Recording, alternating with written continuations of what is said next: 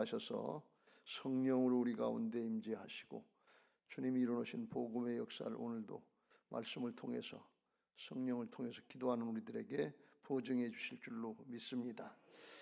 지난 한 주간 동안 특별 새벽 기도를 하면서 우리가 바로와 에집트 사람들에게 행했던 주님의 10가지 재앙 중에서 앞에 4가지를 살펴봤습니다. 재앙을 심판을 살펴보는 것이라서 마음이 무거웠습니다만 마지막 때를 살아가는 저희들에게 하나님이 주시는 특별한 의미가 있을 줄로 믿습니다. 잘 깨닫고 우리가 이 마지막 주님의 심판이 있다고 그랬는데 그걸 경계해서 교훈으로 삼고 준비해야 될 줄로 믿습니다.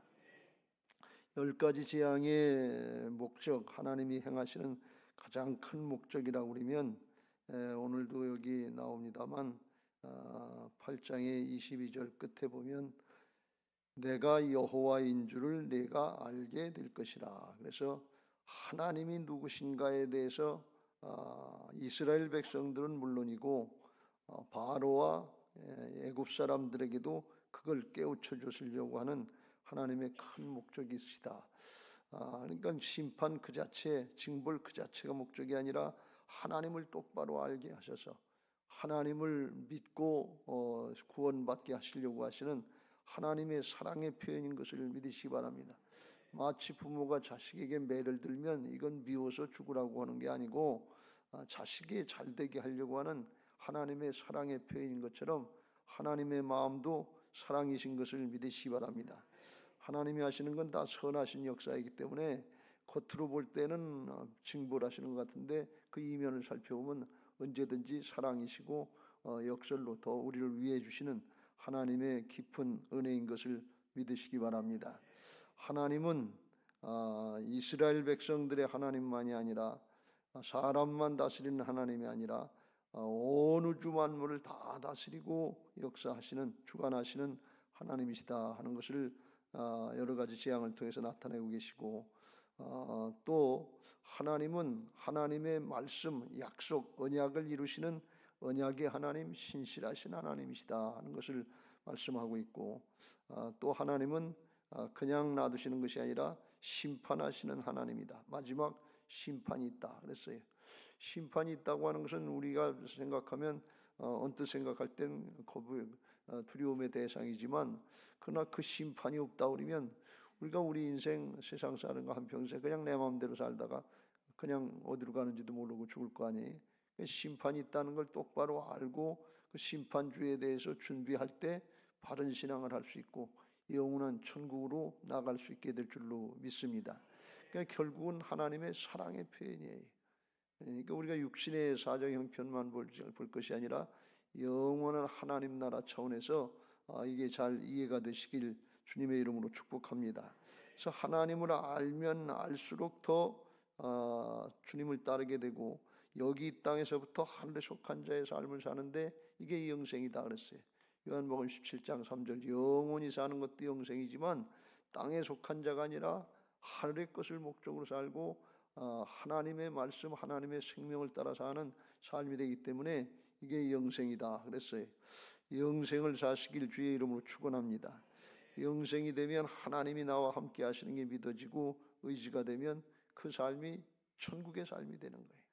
하나님 나라의 평안의 삶이 돼서 이 생명과 평안이 우리에게 주어지는 것을 믿으시기 바랍니다.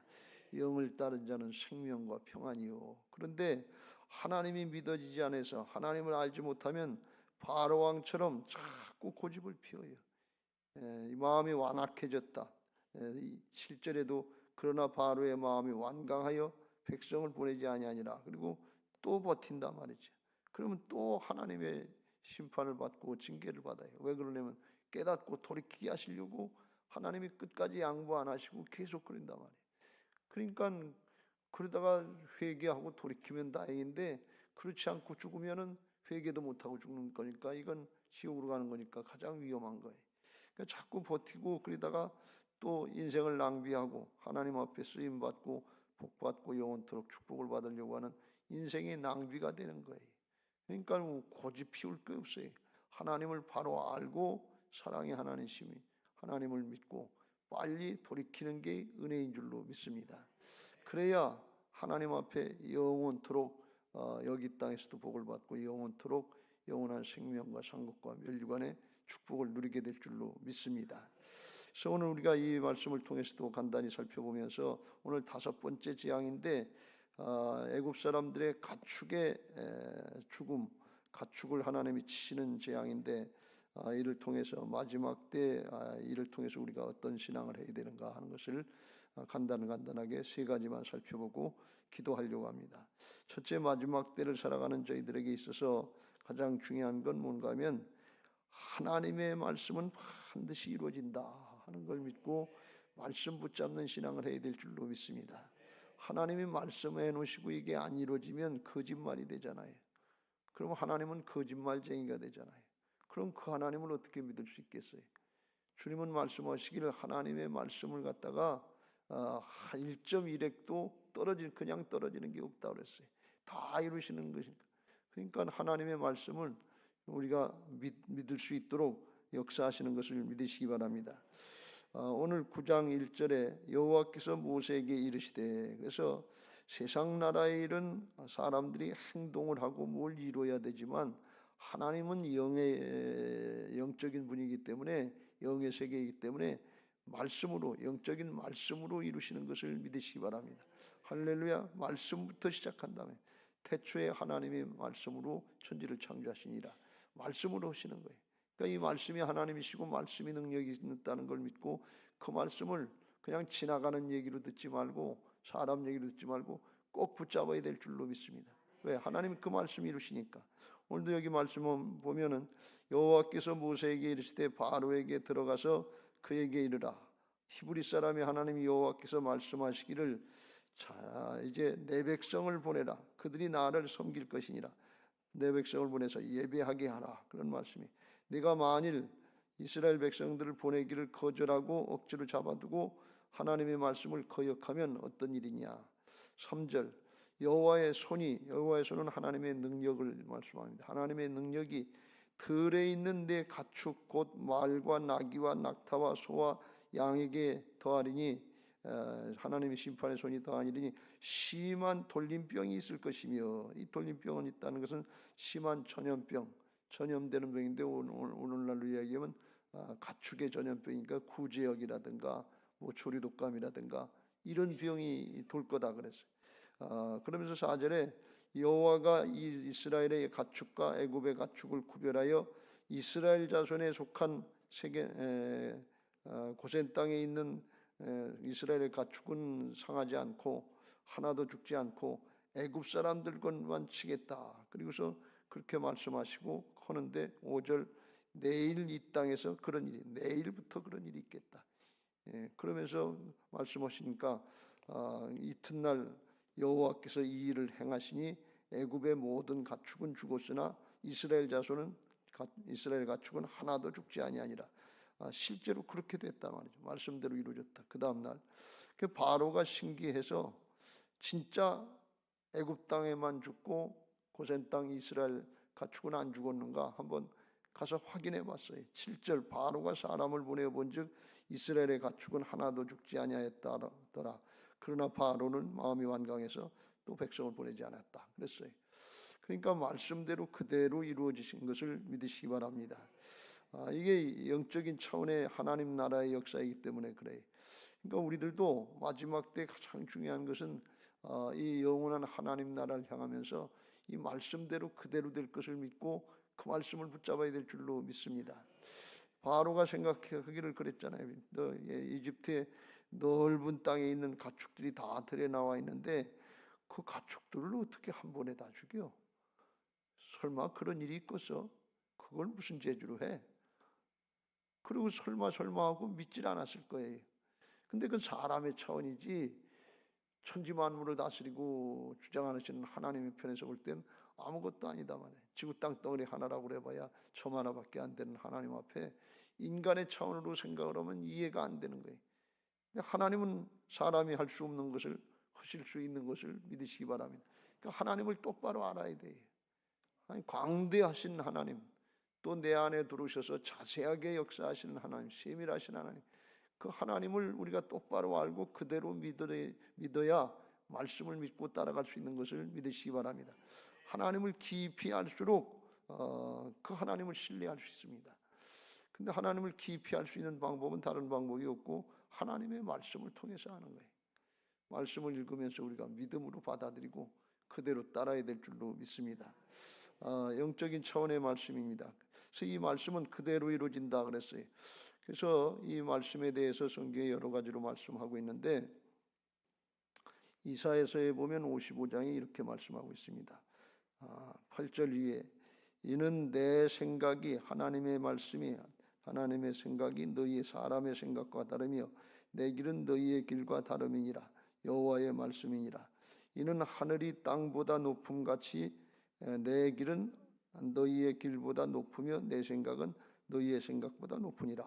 하나님의 말씀은 하늘에 있고 하늘 높은 차원이고 사람의 생각은 땅의 차원이라는 게 비교할 수 없다는 게 이게 차원이 영적인 차원이기 때문에 그래요. 그래서 10절 11절에 이렇게 말씀합니다.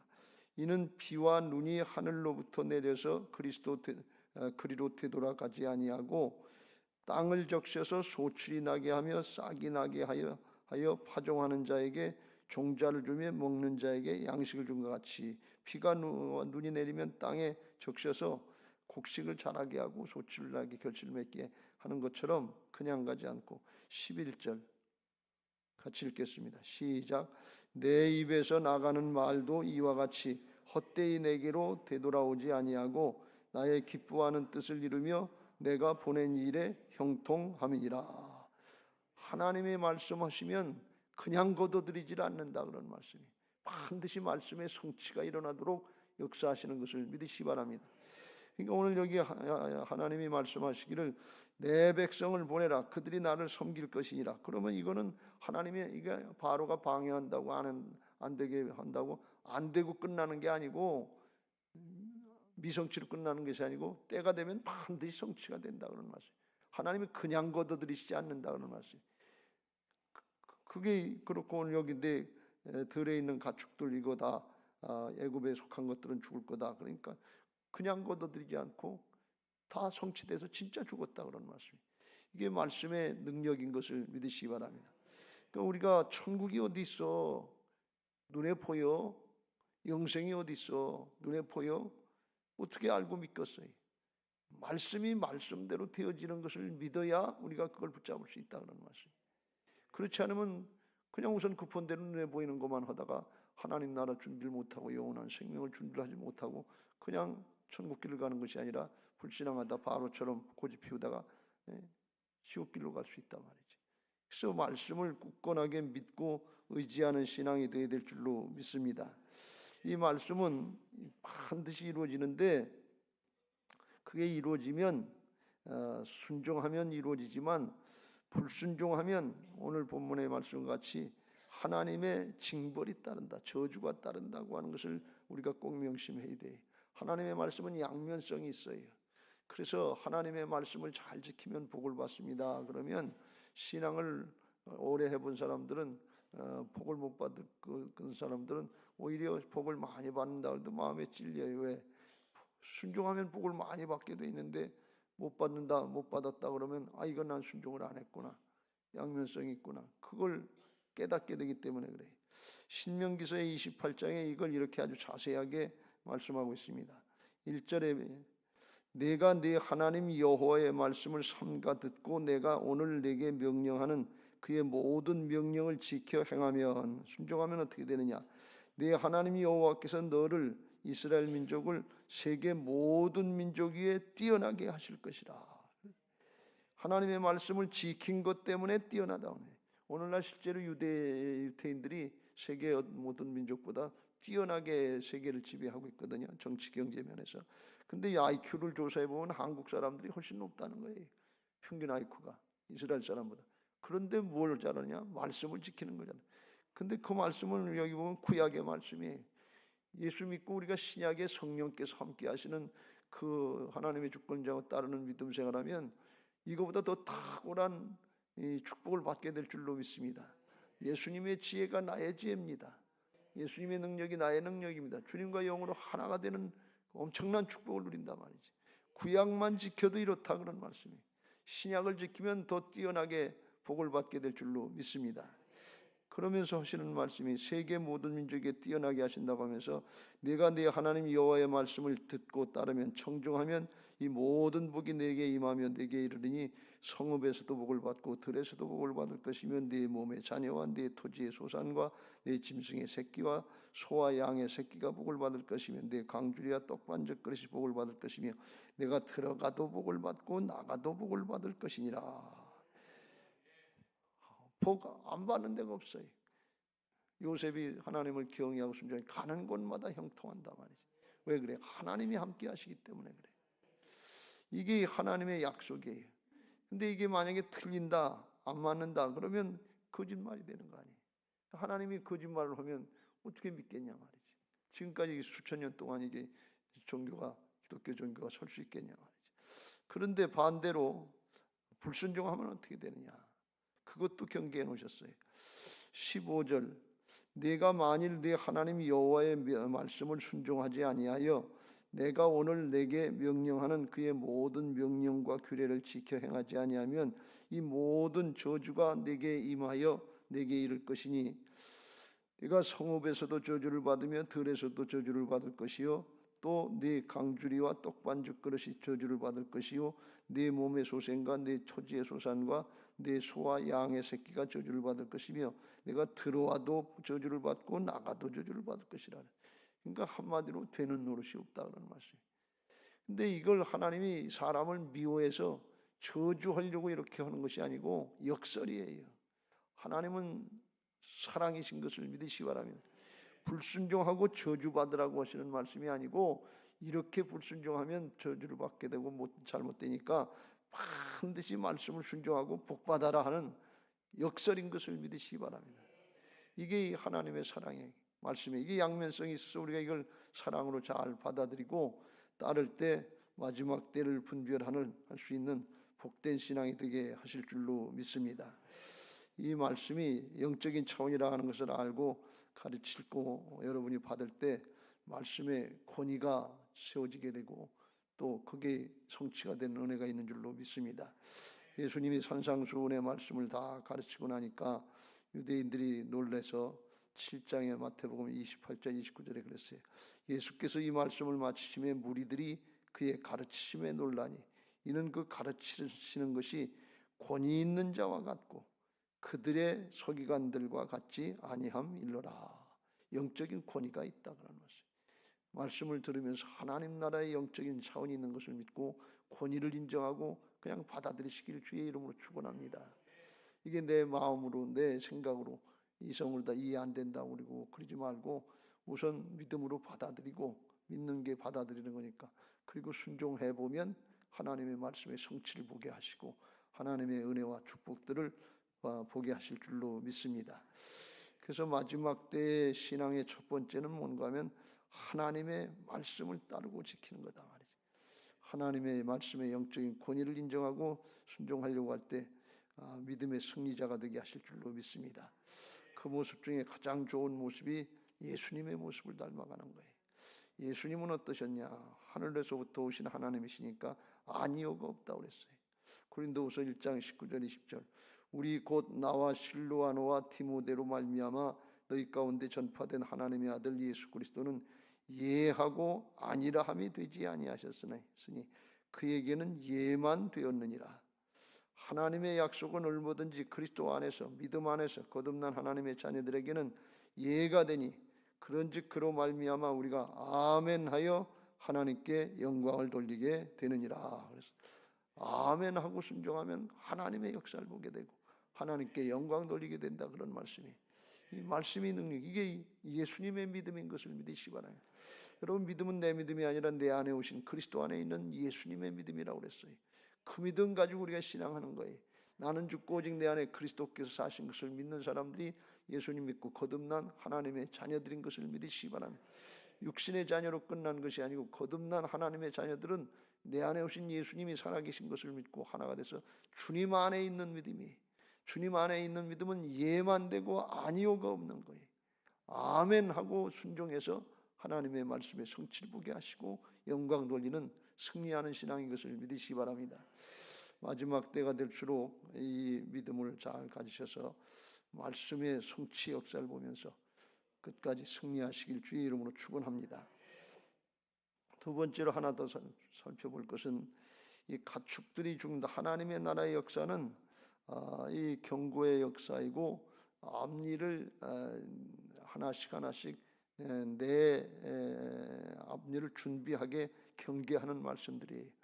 그래서 여기 가축들이 이게 죽게 하는 것은 말을 안 듣고 계속 반대하고 그러면 나중에는 바로의 장자로부터 애굽의 모든 육축의 장자까지 첫 새끼까지 다 죽게 되는 그런 심판이 있게 돼. 더 어렵게 된단 말이지.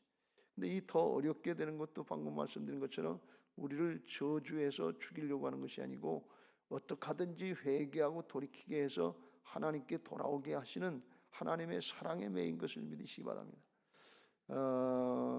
운전 우리들이 하잖아요. 운전은 습관이 있는데 교통사고를 당하려고 하거나 또 우리가 하기 전에 신호 위반하는 거, 쉽게 생각하는 거, 이런 거부터 자꾸 이게 반복되면 그게 전조 현상이라는 거예요. 나중에 큰 사고가 난다는 거예요. 질병도 가만히 보면 큰 병은 그냥 어느 날 갑자기 일어나는 것 같지만 그렇지 않고 전조 증상이 있단 말이지. 근데 우리가 그걸 경시하니까 나중에 깨닫고 준비를 못해서 큰일을 당하는 경우가 많다, 그런 말씀이. 하나님의 나라의 역사도 작은 일처럼 하나씩 경계해 줄 때 우리가 하나님이 깨닫게 하시는 전조 증상이다 하는 것을 깨닫고 다음을 준비할 줄 아는 깨어있는 신앙들 되시길 주의 이름으로 축원합니다. 점점 하나님이 강도를 더하시면 아프다 말이에요. 힘들다 말이지. 그러니까 하나님이 깨닫게 하실 때 이게 하나님께로 돌아오게 하시려고 하시는 하나님의 사랑의 사인이구나 하고 깨닫고 주님 앞으로 돌아오고 말씀 따르는 길로 돌아오면 하나님의 은혜가 있을 줄로 믿습니다. 에베네셀 되신 하나님이 여호와 이레로 역사하시는 것은 좋은 일도 그와 같이 더 능력 있게 감당하게 하시는 그런 의미도 있지만 고난의 때에도 여기까지 인도하신 하나님의 역사를 보고 그 다음 여호와 이레로 더 큰 일이 일어나지 않도록 우리가 미리 준비하고 돌이키면 전하에 복해 하시고 합력해서 선을 이루시는 하나님의 은혜가 있을 줄로 믿습니다. 신앙을 하다 보면 가끔 그런 경우가 많잖아요. 어려움을 당하지 않고 힘든 일을 당하지 않고 그렇게 살고 싶은 게 우리의 마음이지만 그런 일을 당하지 않았으면 주께로 돌아오지 못했을 사람들이 너무나 많단 말이지. 세상에 게 다 안 줄 알고 그거 붙잡으려고 그러고 그게 힘인 줄 아는데 우리가 어려움을 당하고 힘들면 그러면 이게 하나님밖에 없구나. 말씀 따라야 되겠구나. 그리고 하나님께로 돌아오는 건데 이건 하나님 나라 차원에서 보면 은혜인 줄로 믿습니다. 하나님의 사랑이에요. 그걸 우리가 분별하면서 가축의 죽음을 통해서 우리의 생명을 뺏기는 사단에게 영혼을 뺏기는 그런 일 당하지 않도록 우리 자신들과 가족들과 주변의 사람들에게 잘 적용해야 될 줄로 믿습니다. 또 하나 더 살펴보려고 하는 것은 5절에 보면 하나님께서 이를 이제 경고하시면서 기한을 정하여 이르시되 여호와가 내일 이 땅에서 이 일을 행하리라 그랬어요. 기한을 정하셔서 내일 이 땅에 일이 있겠다고 미리 가르쳐 주시는 걸 볼 수가 있어요. 그냥 안 가르쳐 주시고 그냥 하셔도 돼요. 말 안 들으니까. 그런데 이렇게 내일 하겠다, 기한을 정해놨다. 이건 무슨 뜻인가 하면 무슨 뜻이에요? 회개하고 돌이키라는 뜻이에요.